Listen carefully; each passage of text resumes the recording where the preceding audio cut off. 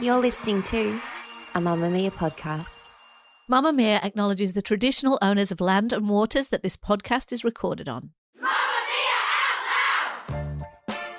Hello and welcome to Mamamia Out Loud. It's what women are actually talking about on Friday, the 15th of March. I'm Holly Wainwright. I'm Mia Freedman. And I'm Jessie Stevens. Before we start, it's actually World Sleep Day today. Did you know that? We're talking about sleep on Wednesday. Can't get enough of it. Can't get enough of it. You may have heard of Lazy Girl giveaways that Claire and I do. What we're giving away right now is a wellness sleep bundle by A.H. Beard. And it is like these gel memory foam pillows that have cooling technology. No. Yeah, really good. Where's mine? Then, you know how we've been talking about those guys who want to live forever and they're like ridiculous sleep trackers? Biohacking, yeah. Yeah. It's got one of them sleep trackers that tells it like from temperature to like sleep quality to all of that. So you've got a sleep tracker. And the other thing is one of those special lights, like sleep light things, that also has an alarm that wakes you up really quietly. Oh, that's really clever. And you know how like baby lamps have a particular thing where it's like, I don't know, helps with melatonin and it's a gentle light and all that kind of stuff. Eases you back into consciousness. Yes. So we're giving away 3 of those. They are like assured, if you're struggling with sleep, they are just going to hack your sleep. You're How do the sleep people a lot better. enter? Well, great question. All you have to do is be a subscriber. If you're already a subscriber, you're already entered. If you're not, there is a link in our show notes and you could win. And there are lots more prizes to come. So join, become a subscriber. And on the show today, I don't want to upset anybody, but the first time in about a week, we are living in a Princess Kate free zone. And I know it's disorienting. It must be done. Who even are we? Bear with us. We have got heaps of recommendations for you, from a podcast that made me cry to a doco that made me a cringe, and best and worst of our week, which include a fail-safe recipe, to Mia's rearranging kink, to Jessie's family fight. But first, we're doing a Tell Me Everything deep dive into a big story from the week, and today it's Germaine Greer. A podcast dropped in my feed by my good friend Theroux. One of my favourite interviewers, favourite documentarians. Unpopular opinion, going a little bit off him. Yeah. Really? Same. I have a lot of respect for him. Yep. Obviously, his body of work, what he's done. But I'm finding him on his podcast in particular, there's a bit of a shtick there that snap. do not love. Oh my goodness, It I'm feels very a little interested forced in and this. self-conscious. I also think he's trying to be really, and again, I don't want to sit here bitching about one of the smartest people in media, but what he's really trying to do, which is smart, is be relevant. So he often has, TikTok people on there or whatever. But it just feels a little bit self-consciously wrong. daggy dad. Yeah. And that's the thing, is that we all got to know Louis in documentaries. And I find what you're saying interesting because his subjectivity, from how he appears to his posture, is all actually really part of how he comes across. It's interesting listening to him. His brand. Yeah, in a podcast, a very different format. Anyway. It's the opposite of a thrusting alpha male, like a Joe Rogan or a Tim Ferriss. Last week, he interviewed one Germaine Greer.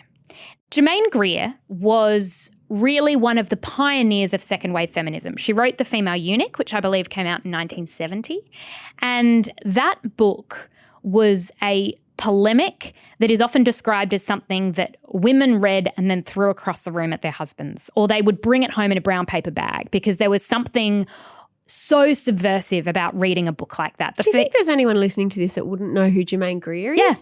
Wow. I think Gen do. Z women wouldn't necessarily know. And if they do know, they would have a very specific idea of who she is. She was a real revolutionary and she spent a lot of time in the UK. Intellectual, academic. I've gone and heard her speak before. I interviewed her for No Filter a few years ago when she wrote a very controversial essay on rape, and it was about how the criminal sentencing was too long. That was a very interesting discussion. And she has since said some very controversial things about trans rights and the feminist movement and the place that trans people have in it. That got a lot of people offside. And now she lives in an aged care facility just outside Melbourne. And so we haven't heard from Germaine Greer in a while. And I often wonder, like, something will come up in the culture and I think, I wonder what Germaine Greer would think, because that's what she did for so many years. She's 84 years old. That's what she did. She was a real cultural commentator. And even though I do not agree, and I hate that we all have to preface everything we say about anyone with this, and Louis had to do it a lot in his podcast. He did, a lot. A lot at the beginning and at the end and in the middle. I do not agree with everything Germaine Greer says. I didn't agree with everything she said in The Female Eunuch, but I respect what she did and I think she made a really big difference and she was revolutionary in the 70s. Now, I listened to this podcast and then I sent it to you both and I said, I am finding this borderline unlistenable. I really, really struggled with it. It made me feel deeply, deeply uncomfortable. So she's 84 years old and I found the questions, and again, I think Louis can do no wrong. However, he was asking a lot about things that happened 50 years ago, as happens with people who have been in the limelight for that long. And it was clear to me that she couldn't recall certain things, that he would put a quote to her that she said and then she would say, I didn't say that, but she had said that. In 2015, you said, just because you lop off your penis and wear a dress doesn't make you a fucking woman. That got you into hot water. Who says I said that? I don't recall saying it. Was in 2015 to Rebecca Root, a trans comedian. It wasn't perhaps a considered opinion. I've never met Rebecca Root. Well, I don't think I ever said that. You won't find it in my papers anywhere. They're all at Melbourne University if you want to look. But I don't think I said that. But maybe she just couldn't remember. I felt as though he was asking her to reflect on certain things in the culture that she wasn't across and she hadn't thought about. And I've looked at why I found this uncomfortable, and I think it's because my grandfather, who is 96, currently has dementia. And I am watching not only the effect of him losing his memory, but the effect on his confidence and the shame that comes with not being as articulate as he once was, not being able to remember things. Germaine Greer does not have dementia. She is 84. Her memory is not what it once was. That's the case with every 84-year-old. And I think that I was projecting because I was going, if you don't choose the right words here, then you get cancelled and then everyone gets really angry. But I don't think you're in the position you once were to have this sort of platform. I thought about Germaine Greer, 1970 Germaine Greer. Probably wouldn't be too stoked with how she just spoke on this podcast. I disagree. Okay, tell me I about think that. that shows that you don't know Germaine Greer well enough, and I know that you do. I once said something very similar about Germaine Greer. It was after she'd been on Q&A. She talked about Julia Gillard having a big bum. Every time she turns around, you've got that strange horizontal crease, which means they're cut too narrow in the hips. You've got a big ass, Julia. Just get on. And I had a massive fight with my mum about it, who was defending her when I was hell-bent on cancelling her in my own mind. And in fact, I wrote a piece for the website, which I never would write today, of course. But at the time, Mamamia was more sort of outragey and cancel-y. And I wrote this piece that basically said, Germaine Greer has been at the party too long. She's embarrassing herself and feminism and her legacy, and she needs to go home. Meaning she should stop speaking in public because her ideas have not evolved and the things she's saying are so out of step, similar to what you've just said. Well, I don't feel that. It wasn't even the quality of her ideas. I just thought that as someone who is a public intellectual, I felt as though she wasn't on her game. So a few years later, I was on Q&A on an International Women's Day panel and Germaine Greer was sitting next to me. And the first question from the audience was, in September 2012, Mia Freedman wrote an article responding to your comments about Julia Gillard's appearance by saying, Germaine, you've stayed too long at the party. It's time to hail a cab and call it a night. Do you believe that feminism still has a place in Australian society? Literally, she's sitting next to me and it's on live television. Oh, you've lived a life, Mia Freedman. Here's a little bit of what I said. My mum was quite cross with me for writing that because I grew up in the water of Germaine. My mother was revolutionised by Germaine. Germaine changed her life. And I do have the utmost respect and reverence for what Germaine's done because I think if Germaine and her contemporaries had not done what they did, many of us probably wouldn't be sitting here. Janet probably wouldn't have her column and wouldn't be being paid the same as her male columnists. Her pay might be going into her husband or her father's bank account, and the same could probably be said for all of us. So I think that the reason I got so irate when Germaine said those things is that poor Germaine, she carries 15 bags called Germaine Greer whenever she says anything.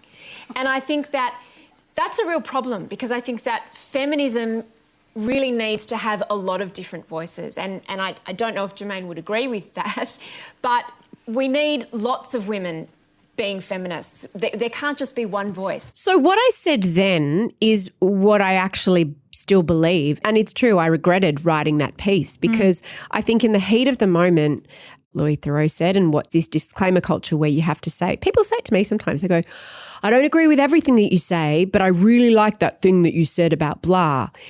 And I always find that just such a ridiculous premise that anyone would agree with anything that anyone said, your partner, your child, your parent, yourself.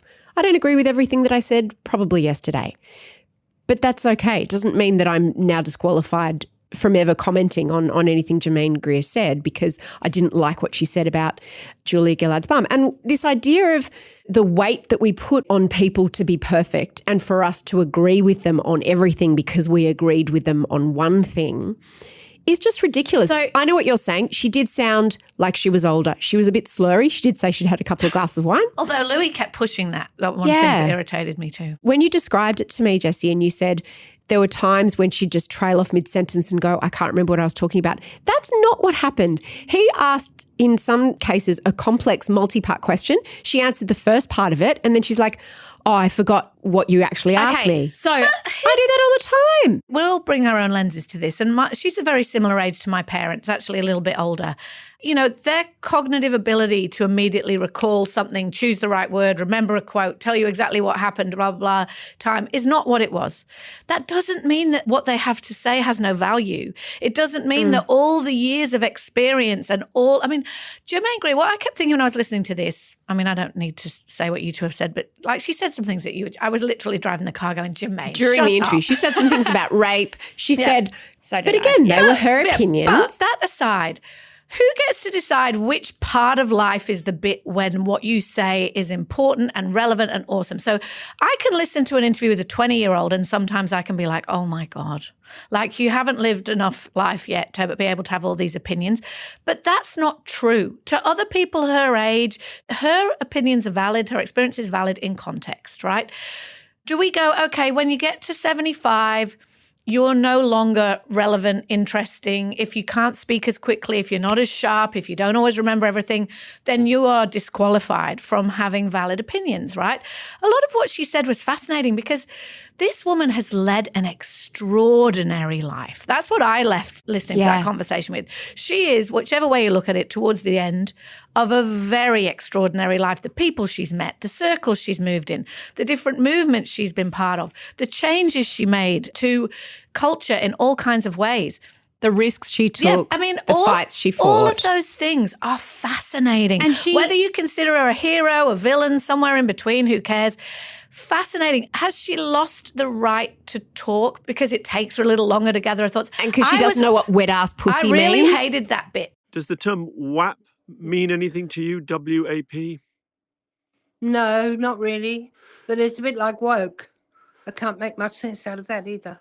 Well, let's come on to woke. Well, let's do WAP first. WAP was a song by Megan Thee Stallion and Cardi B, I believe. And it is an acronym for wet ass pussy.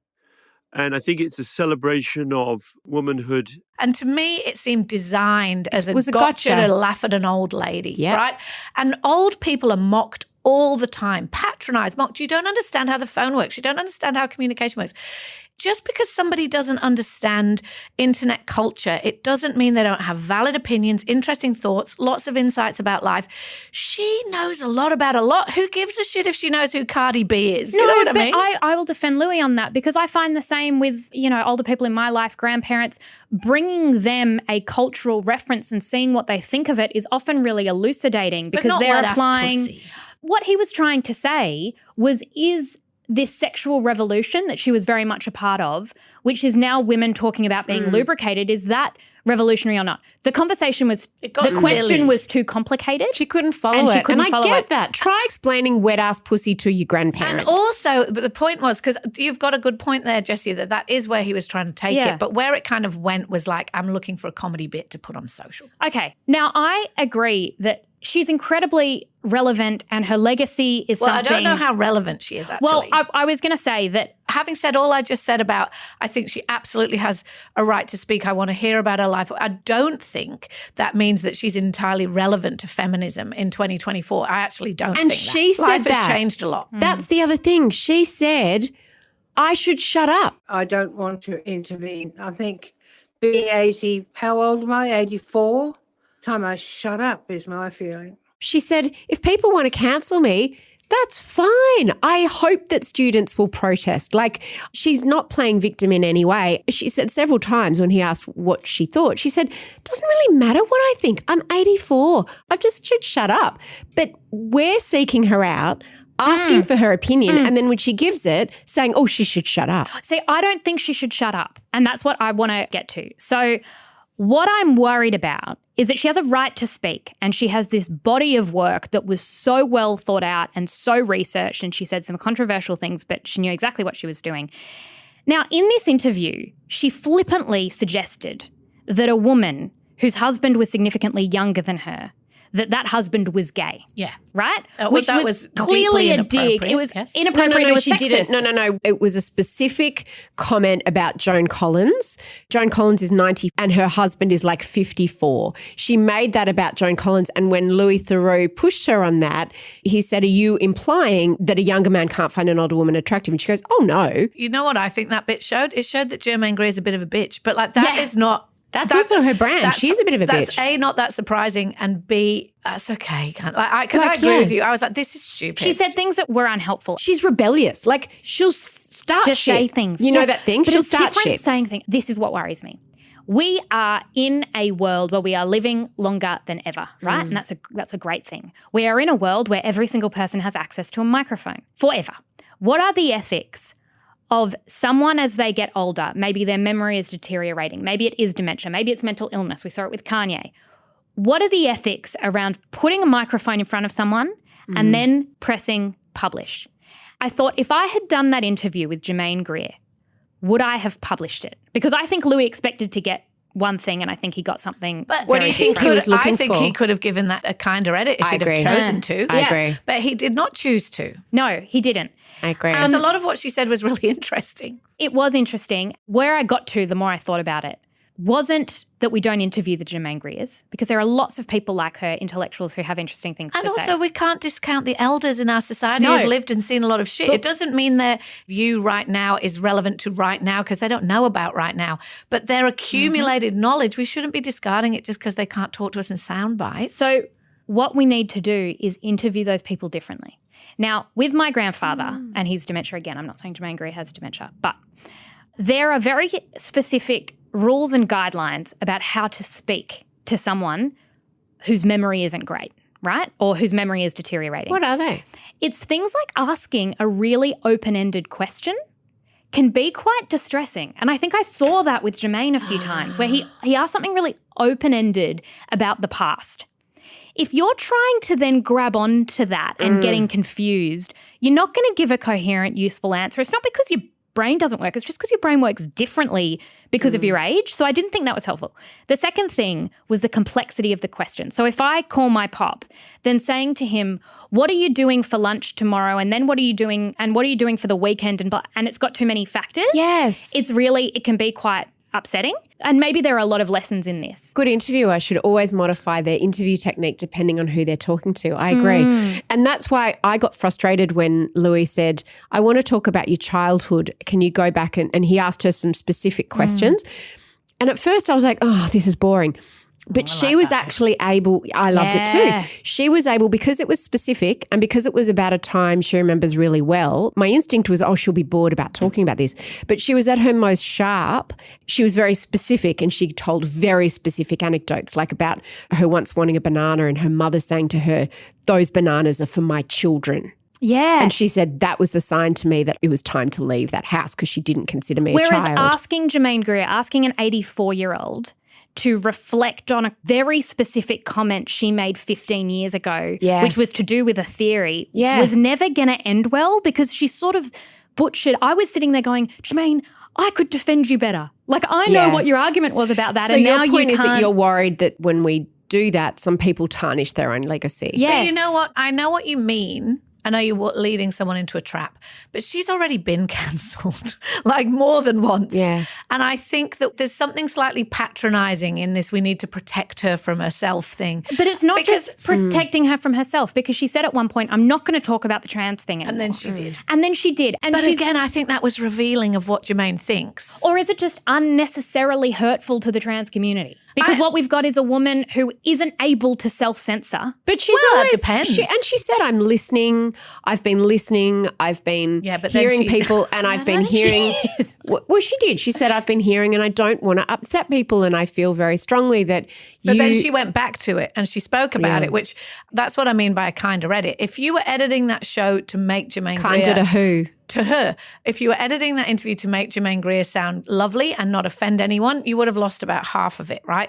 But it was actually... She wouldn't have liked that. Exactly. But also it was actually very revealing that on one point she's like, oh, I'm not going to talk about that anymore because I've learned to listen. But she couldn't help herself but go back to it. I don't think that was about cognitive decline. I think that's because she was revealing what she really thinks. And that's a view that, you know, she has been vilified for, and probably rightly so, but she can't help but pick at it because it obviously bothers her. And I don't know that's what revealing. the answer is to that, because if you put a microphone in front of any 84-year-old that any of us know, they would say something that is profoundly offensive. There is not an 84-year-old that would not be in line with the current politics. They would use a word, they would blah. There's an element of concern in the culture we exist in where I worry about the backlash that will come to someone. Yeah, because I think that what you're saying is to judge someone of a much older generation by the standards of being very online in 2024 and what is considered okay to say and not okay to say, and also just what we've learned, like recently about terminology that's used. Your point is that they don't know what they don't know. Oh, but I don't agree. I think she entirely displayed what she thinks about that issue. Yeah. And I don't agree with not her worried about about that Germaine. even a little bit. She's allowed to have that position and she's allowed to open herself up to that criticism. She's already been cancelled for it. The elephant in the room with all this like 80-year-olds shouldn't be talking and shouldn't be relevant and shouldn't be is that 80-year-olds are just about to face off in the general election in America. And it's interesting because where I came to with that Germaine thing is it was uncomfortable in a way, but I was like, she doesn't have to be relevant for now. What she's learned and been through is fascinating, but she doesn't know current culture. You know what I mean? She doesn't know it, but does she have to? Do you know what I mean? And who has a right to Whereas be Joe here? Biden and Donald Trump, they do have to because they're making decisions on behalf of a whole lot of people. Germaine Greer isn't. My money don't jiggle, jiggle, it folds. I like to see you wiggle, wiggle, for sure. It makes me want to dribble, dribble. You know, riding in my Fiat, you really have to see it. 6'2" in a compact, no slack. But luckily the seats go back. I got a knack to relax in my mind. The weekend is almost upon us, listeners, which means that we are setting you up with a list of recos. And my reco for this week is something that I asked Jessie and Holly to listen to because I wanted to do a whole episode about it, but they didn't do their homework. I'm sorry. We thought you'd forgotten I did. and that we wouldn't get in trouble. I put it on my to-do list. Me too, it's on my to-do Yeah, list. because Jessie's got us all with our to-do list. And then you didn't mention it. So I was like, let's just pretend that didn't Do you know why happen. I mentioned it? Because I thought we'd done it. Because I've been having this conversation in my head since I've watched it. Now, I'm actually about let's to stop tick off my to-do clickbaiting. list. I don't need to watch it anymore. guys, it's the J-Lo doco on Prime Video, not the actual Not to be confused. movie, not to be confused with This Is Me Now. This is What's it called? the greatest love story never told. Except it is being told. Except it's being told. It's being told over a long period of time. So Do you think Harry and Meghan are really upset because they thought they had the greatest love story ever told? Well, theirs went for 6 hours. This only goes for about an hour and 20 minutes, which is longer than the actual. The behind the scenes is longer than the actual, what do you call it? Oh. Movie video. Wait. So this documentary Yeah. is the behind the scenes of This Is Me Now. This Is Me Now is a visual album that goes with the This Is Me Now Yeah. album, which is a sequel to the This Is Me Then album from 10 years ago. Okay, so what's this? It's a documentary It's still very Yeah. confusing. about all of those things. Yeah. Yes. Wow. So it's what like happens? Yeah. No, it's just about the. It's like a Marvel multiverse, except it's just J-Lo and It's like being John Is Malkovich. it like, remember when she did the Super Bowl Yeah, and then it there is. was that It is. documentary about her Exactly. doing the Super Exactly Bowl? like Is that. it like that? It's exactly And like is that. it good? Like, because that was quite good. Okay, so I went watch in that. there. It took me on a journey. Like This Is Me now. It took me on a journey because at first I was like, the narcissism involved in doing this. So the premise of it is, J-Lo loves love. She loves big and she's just so in love with Ben Affleck, who she has finally married after all of this time and 10 years apart, multiple children with other people. She just can't contain her love. So she needs to make a whole album about it, but that's not enough. She also needs to make a visual album about it. And this is all about that. And the overarching vibe that I'm going to say of this is a little bit like, have you ever been out and there's been a drunk person who wants to tell you a really long story Yes. Yeah. about how much they love someone or how much they miss someone or something. And they're feeling all the feelings, but you're not. No. And you're kind of going, and you want them to get to the But bit hold so on, they but hold can. on. Are And you they've been telling really- me yeah. this documentary is all the gossip from their relationship and they're both in it? I'm so watching Yeah. this. Not really. So it starts with her making the album and thinking about the visual album as well. And so when they got back together, Ben gave her a box filled with all the letters that they'd written each other during the time that they had been together and all the cards that they'd had and all these things. And he actually bound them into this book. And it was the Big Book of Love or something like Classic that. Not Ben. what you would He think got of his for Ben, assistant right? to bind them into a book. So what she did is that she invited all these collaborators over, these rappers and these musicians and songwriters and producers, and she went, let's jam in my music room and I'm going to show you, I need you to understand the love that Ben and I have. And the best way for me to do that is for me to show you this book of all of our... Do we get to read them? No, but it's quite like watching it, I was like, Jesus, this woman's lost her mind. Like it felt like such a betrayal of Ben Affleck to me. And then Ben said he got home and all these strangers are passing around all of these deeply personal love letters, all these people he doesn't know. And they were joking because there were cutaway interviews with all of them, documentary style, all these other people. And they were like, yeah, we called him Pen Affleck, all the things he wrote and everything. And then Ben Affleck has this to say. I came to the house one day and there was she had told me the musicians are coming, this great producer, Roger, blah, blah, blah. And then I went down there and my book that I had given her was down there. She was like, I've been reading and this is the kind of inspiration. I've been showing them the book. I was like, you've been showing all the musicians, all the letters that, and they were like, yeah, we call you Pen Affleck. And I was like, oh my God. By the end of it, you were really rooting for their love. So the journey I went bet. went on was from narcissism to just real admiration for her commitment. And also, he's a real cheerleader for her. It's really interesting. That's because the journey so. of every celebrity documentary, from Justin Bieber to Katy Perry to Taylor Swift to Lady Gaga. I've watched them all. And at the beginning, I'm like, imagine making a doc. And then I watch it and I'm like, she's misunderstood. Yeah. I root for her. She's just like, you I don't know if right? she's misunderstood. She's still there's one heaven part where she's trying to, there's that zodiacal council and all yeah. those weird people are in it, like from Jane Fonda to Trevor Noah. And, Jane Fonda says, look, J-Lo, I'm really rooting for you, Ben, but I just feel like maybe stop talking about it and just actually live it. And it's starting to become a little bit uncomfortable and just a little bit, just be quiet. And she agrees to do it anyway. But one of the people who is in this movie film thing can't make a particular date. And she's on the phone with her assistant. And the assistant's going, he can't do it because he's in a wedding. And she's like, what wedding? And she's like, no, he's not a guest at a wedding. He's part of the wedding party. He's in the wedding. And she looks really confused. And she's like, call him anyway. As if, you know what I mean? Nothing's more important than telling the story of her love with Ben.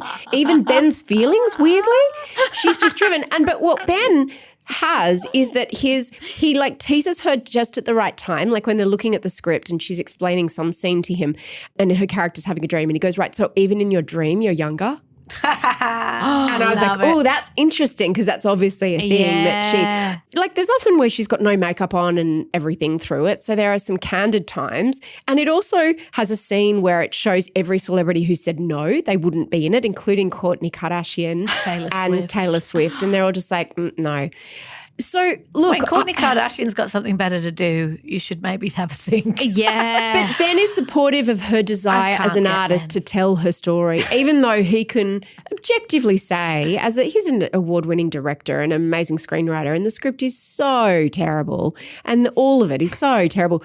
But he can objectively go, but she's an artist and she needs to express herself, and he does this with sincerity and support, and it's really cute. Do I get to see inside their house?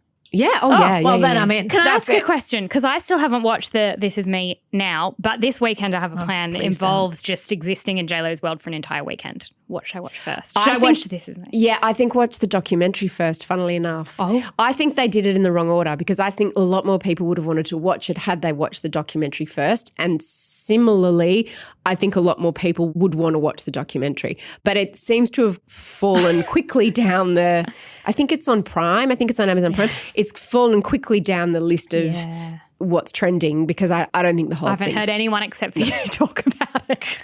No, it's so true. That's why I thought we'd already done it because I'm like, oh, that was ages ago. Oh, my God. All right, I've got a reco, double reco, related the best kind. Reco. One of my favourite podcasts is one that has been going for 200 million years. It wasn't a podcast. It was a radio show, Desert Island Discs from the BBC, the English BBC, right? You know the premise. Famous person goes on, chooses the records in the olden days, the records they would take to a desert island. Through the course of it, short interview, they're only ever half an hour long, not even that. They tell their life story, sometimes so good. Sometimes so good. Yeah. I was listening to one on the drive up to Sydney recently with Jamie Dornan. Now, you all know Jamie Dornan 50 Shades? 50 Shades. But The Fall. The Fall was his best work. Like he is the most attractive man ever. He's Irish. He's Irish. You know, I don't know what I'd thought about Jamie Dornan before I listened to this, except for the fact that he's very handsome. I hadn't really thought anything else. His interview in this is so good that I was literally sobbing. He's so far from that like Hollywood gushy type, but he tells the story of his life. He grew up in Northern Ireland during the Troubles. His dad's a doctor. His mum's a nurse. She dies when he's young, and then his dad kind of keeps the family going. The way he tells this story is so beautiful. I think I heard this song for the first time. In my head, it was like the first time my sisters and I and our dad were together since finding out that Mum wasn't going to make it. And also in my head, we were sort of like sat around the record player as this song played. I remember just thinking, this has been written for us. And then subsequently, the same song then came on the radio one evening when I was driving round Belfast with Trev, who's one of my best mates. And I was just crying my eyes out. I made you listen to it, didn't I? Yeah, and I didn't know what I thought about him either, but I was like, this guy has such riz. I think that's what it is. Such riz. Really? He's so charismatic, so likable. He seems to be without ego somehow. He talked about, losing his mother and then losing his father during COVID to COVID complications, and he couldn't go and see him. Absolutely fascinating. Loved it. So good. He also talks very honestly about what it's like to be 1 minute you're winning a BAFTA, the next minute you're the butt of a joke because you're in 50 Shades and everybody says it's the worst thing ever made, and, you know, riding those and how you're sitting there going, but I used to be in good, I'll be in a good thing again one day. Like, he's just so great about all that. And then he talks about his wife, and then I was crying again. And oh my God, like I can't even. Anyway, it made me remember The Tourist, which is a stand show that was filmed in Australia. And in fact, when I listened to this, I realised that that's what he was here filming when his father died, and it was the time when the borders were closed. And so he could not get back. They couldn't have a funeral for 18 months. And he was away from all his siblings. And he's got a big close family, and he was away from his siblings and all this stuff. But he was filming The Tourist. Now, that's when everyone in Hollywood was coming out to film in Australia, but they had to quarantine. Remember, Julia Roberts and George Clooney came out. They filmed Big Little Lies here because it was the only place that wasn't shut down. Exactly. And it made me remember that The Tourist is bloody great. Why would somebody want me dead? You're looking for an Irishman. Are you sure you want to know who you really are? You're awake. Sir, can you tell me your name? You've got, like, amnesia. Yeah. That is awesome. It is a show about... It's going to really test me what it's about. It's about this Irish guy, unsurprisingly, who is travelling through Australia, and at the beginning you don't really know what his problem is, and then everything goes really pear-shaped. It's one of those ones that in the first episode there's a particular moment that literally made me gasp. Is it about sport? Not at all. There's an amazing Australian actress in it called Danielle McDonald who plays a cop in it who is so great. It's got Alex Dimitriadis. It does. It has a lot of good Australian actors in it. It's a really, really good show. Anyway, they've just released season 2, which is why Jamie Dornan is talking about things. And I haven't watched season 2 yet, but I will. So double reco, Jamie Dornan on Desert Island Discs, the Torres season 1 if you haven't watched it, on Stan now. I am going to recommend a book that I have been deep in for weeks now. I don't know how you can take weeks to read a book. I don't mean that as a criticism that you're a slow reader, but more I only have 2 speeds, which is not reading at all or devouring something. So I'm interested that it can hold your attention. Sometimes it can take me a long time. I'm interested in how you would plan to devour a 600-page book. Okay. It's very long. It's very long, and I didn't know because it's on my Kindle. Oh. Yeah. That's one of the things about Kindles is you can't judge length. And then I was like, I've been reading this book for a while and it says like 21% or whatever. Wow. And I was like, is that the battery or is that how much I've read? Or when you listen to audiobooks and it goes, there are 45 hours. I had that with Demon Copperhead. Yes. Yeah. I read it on my Kindle, so I had no idea how long it was. I quite like that because you have no sense of where you are in the story. And look, all I knew was that it had won some awards. It was shortlisted for the Booker Prize last year. Everyone's calling it a masterpiece. And it's one of those books that I had no idea what it was about. And even halfway through, I was going, what is this all about? But I couldn't put it down. It's very hypnotizing. It's set in a small Irish town and it's all about a family that is in crisis. And it goes through different perspectives. So it starts with the dad. And it's sort of about an economic crisis, but then there's an adolescent girl who is having her own stuff, adolescent boy, and the mother. You get to the mother's part, and it's very a book that would have won prizes. Like, that's how it's written. Gets to the mother's part, and for her whole chapters, there's no punctuation. Oh, stop There's it. no full stop and there's no commas. No. I thought you might like that. Yeah. That would appeal to your ADHD. No, it does don't signal like things that are weird. It has a capital letter, so it lets you know. And I was like, what is the purpose of this? And it's to show how sort of she hasn't processed anything. And it's like this stream of consciousness. And I couldn't believe how quickly my brain actually got around it. And it had a really powerful impact. I wouldn't mind that for a page. It goes on on. But the way that it's unfolding, it's going in really interesting directions. I don't want to ruin anything, but just I promise you it's worth it. The different backstories are fascinating. If you're a reader, then you will absolutely love this. If you're like, I haven't picked up a book in a while, maybe not. This probably isn't the thing that's going to get you into it. It's a high level of difficulty. But you won't regret it. What would you say the main themes are? See, one of the main themes comes through in the latter half, and I'm trying to work out if you can say it without a spoiler. Okay. But I will say, because I think it's hinted early on, there's a theme about sexuality upon the backdrop of Ireland and what it must be like in Ireland if you are same-sex attracted. When did you say it was set? Set now, but it keeps going back. And jumps in time. What I love about the idea, and Holly, it's sort of exactly your life right now in some ways, that the 4 of you can be living in a house. There is an emotional temperature in a house that everyone can sense, although you're not sure where it's from. And you could follow each backstory and it would take you to really interesting places because the teenage son is dealing with his own shit that the father you would never believe, that the mother would it's a really clever premise. You would love it. So it's called what? And it's by who? It's called The Bee Sting by Paul Murray. It is Irish. It is beautiful. Well, it's been a bit of an Irish theme. Yeah. Do you want daily Out Loud access? Why wouldn't you? We drop episodes every Tuesday and Thursday exclusively for Mamamia subscribers. Follow the link in the show notes to get us in your ears 5 days a week. And a huge thank you if you're already a subscriber.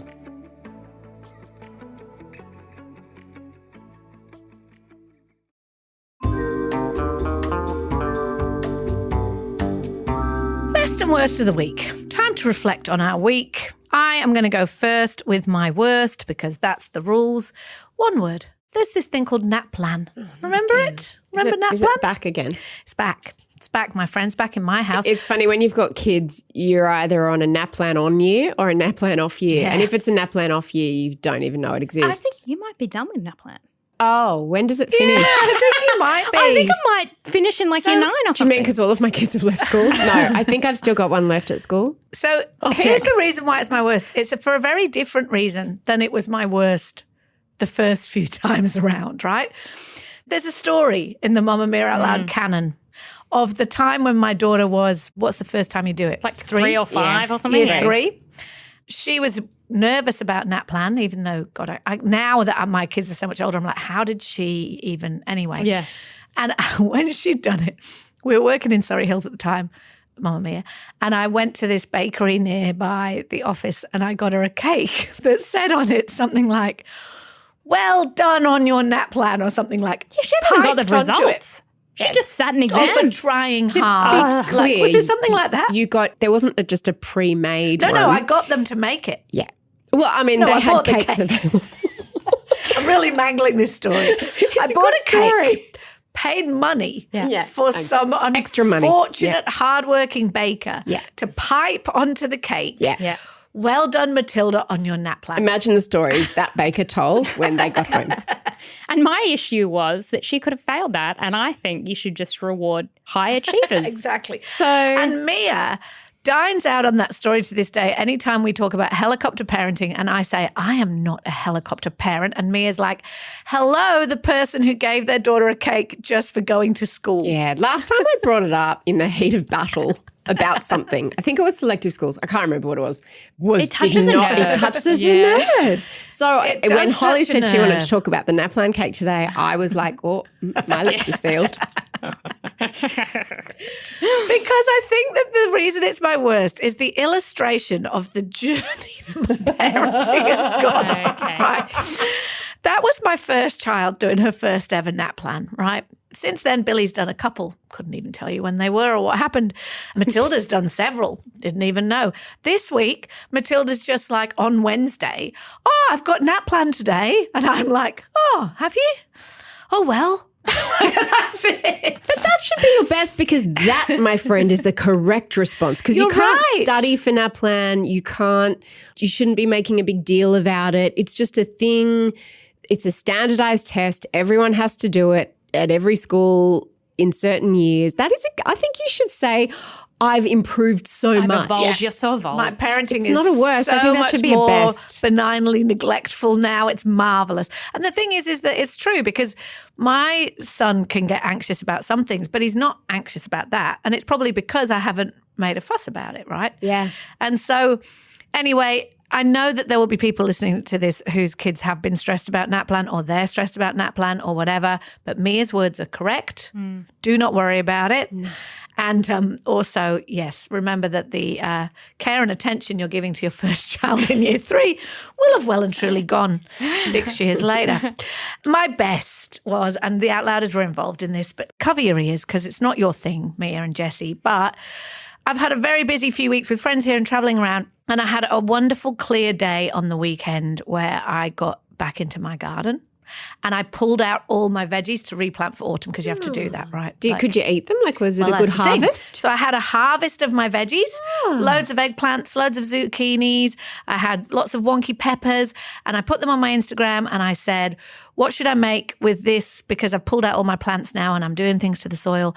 And Clever Outlouders said, no bake ratatouille. The recipe's from Recipe Tin Eats, which everybody knows about because Recipe Tin Eats, the cook is a wonderful woman called Nagi Maihashi, and she has now sold more books than Jamie Oliver, all the rest of it in Australia. She's a superstar. I got out my dinner book. I looked up the no-bake ratatouille recipe. You don't have to do lots of complicated things. You need one dish. You just pile everything up on top of each other, shove it in the oven, leave it for half an hour, get it out, stir it up, shove it back in the oven for half an hour. The most delicious, easy dinner, and I ate every veggie from my garden. So wait, what's it called again? It's a no-bake ratatouille. What veggies What's are a in it? ratatouille? So ratatouille, It's a character in an animated children's movie. ratatouille Remy. is a Mediterranean vegetable stew. So it's like it's eggplant, zucchinis, capsicums, tomato. A lot of nightshades in there. A lot of nightshades in there if that's not your thing, but lots of very good vegetables, garlic, salt and pepper. Like it's tomatoey and it's vegetable-y. I think I would like that. You would love it. And the thing is the way you do, so the traditional way of doing it is you're meant to fry every vegetable separately, blah, blah, blah, make a sauce, blah, blah, blah.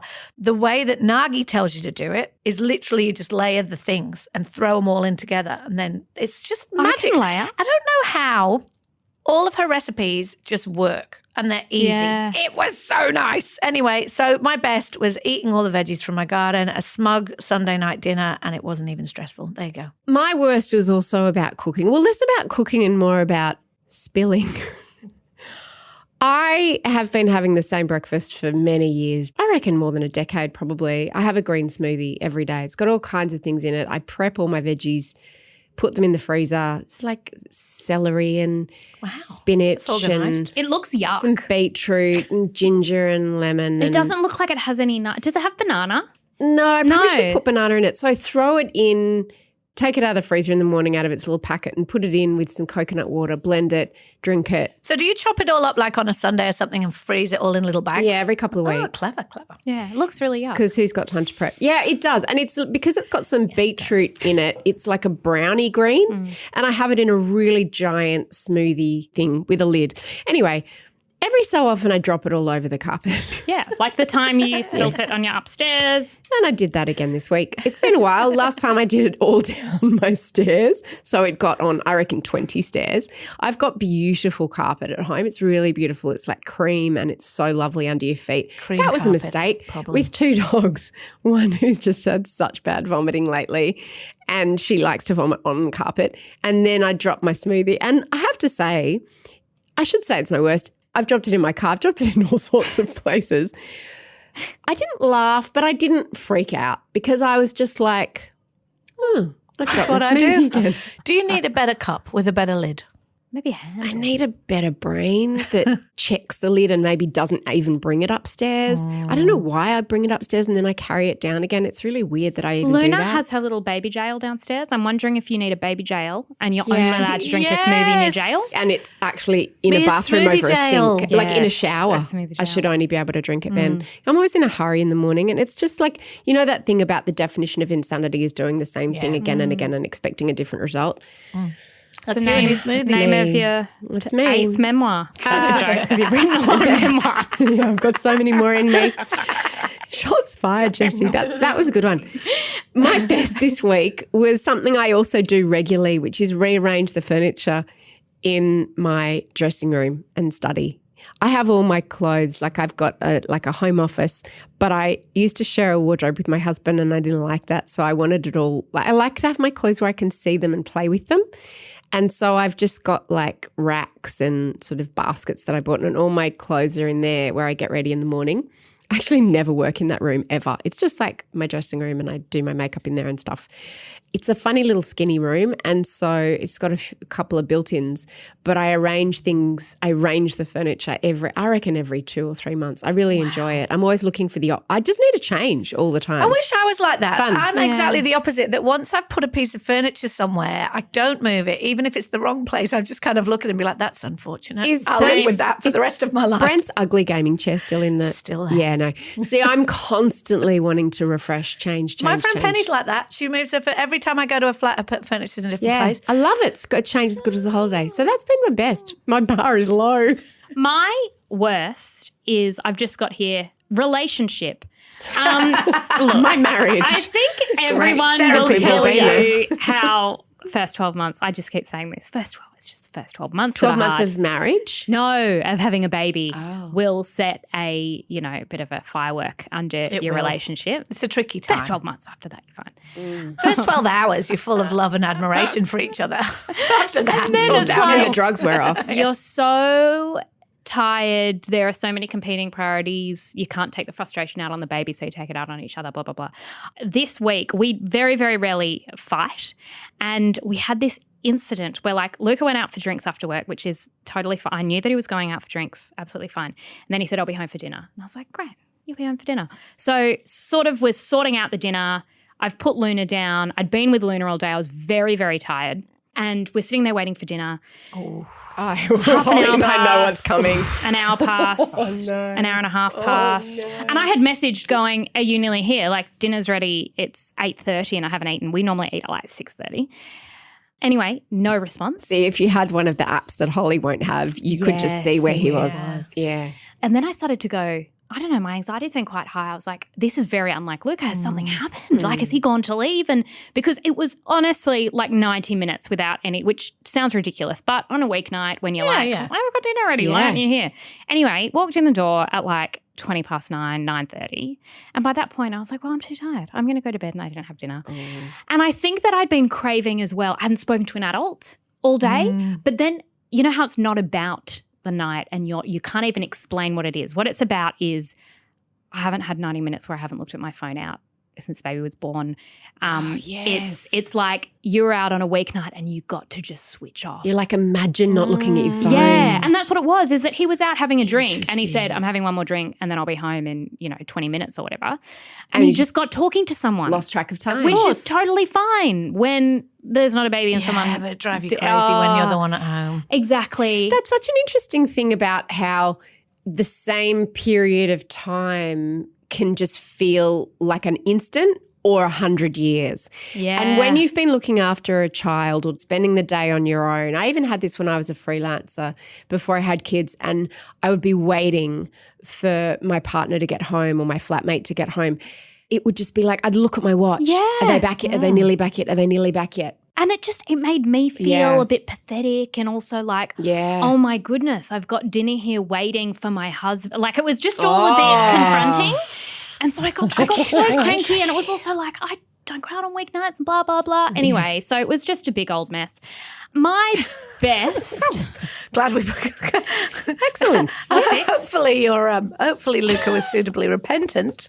He was actually so sorry, and I explained it to him, and he was so like, he totally got it. But I just think that is indicative of this stage. Where you are. Then I had a bit of a realization after that, and I went, well, don't make a martyr of yourself. Yeah. And this is what Luca will say, is don't do that thing where you're like, well, I'm always home with the baby and blah, blah, blah. It's like, be as good as like advocating for your needs as your partner is, and they're often quite good at it. Yes. So anyway, it got to Sunday, and summer's finished, but the sun's still out. It's a and beautiful you know what's about to disappear. Yeah. And I just went, I am going to go and dive in the ocean, which is my ultimate little treat. Yeah. It makes me feel so fresh. And then I'm going to meet my friend from Margarita at 5 o'clock, cocktail on Sunday afternoon.